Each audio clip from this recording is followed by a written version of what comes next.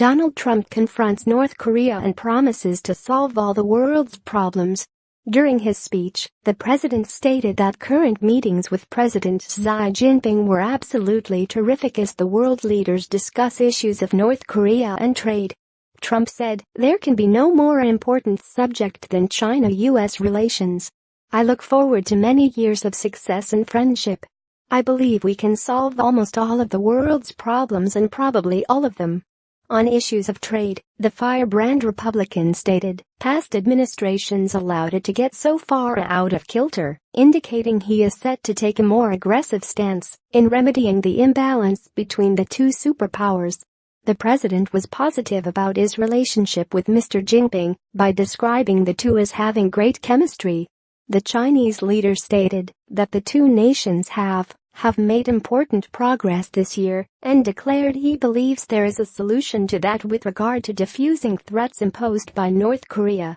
North Korea and trade are set to be the highest matters on the meeting agenda for the U.S. president. The former has been a key theme with his two prior meetings with leaders in South Korea and Japan.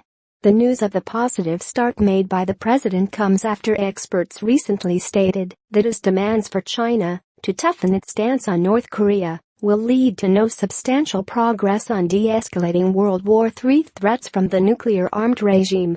The U.S. leader landed in Beijing yesterday for talks with the Asian superpower, including how to avert nuclear conflict on the Korean peninsula. White House officials said Mr. Trump will ask Mr. Xi to make good on his commitments to UN sanctions aimed at squeezing the cash flow to Kim Jong-un's regime and stopping the tyrant's pursuit of more powerful nuclear weapons. But experts say, although the Chinese premier is likely to lavish the president with praise and lay on an elaborate state visit, China will ultimately reject his demands. Shen Dingley, professor of international studies at Shanghai's Fudan University, said as far as Beijing is concerned, Mr. Trump's trip is more about show than substance. He told The Times, for North Korea, there won't be any substantial progress. It will be brought up, but nothing will come out of it. And the North Korean nuclear issue is one single problem that will hurt U.S.-China relations. Mr. Trump was treated to a personal tour of Beijing's Forbidden City by Mr. Xi on the first day of his stopover in China yesterday. But Mr. Shen added the preferential treatment was just part of a show of Chinese culture aimed at building mutual respect, rather than a signal that Chinese leader is willing to agree to any of the president's demands. Ahead of Mr. Trump's arrival in the Chinese capital, a senior White House official told reporters on Air Force One the president would ask Mr. Xi to commit to continue enforcing international sanctions against the rogue state. The official said during the bilateral talks, Mr. Trump would ask China cut all financial links with Kim's oppressive regime.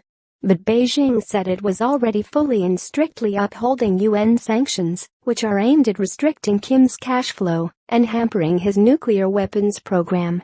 And Shi Yinhong, professor of international studies at Renmin University in the Chinese capital, said Beijing would be unwilling to toughen its stance any further. He said, China's sanctions against Pyongyang have been unprecedented in terms of scope and severity, and now China no longer has the capability, nor the willingness, to further sanction North Korea.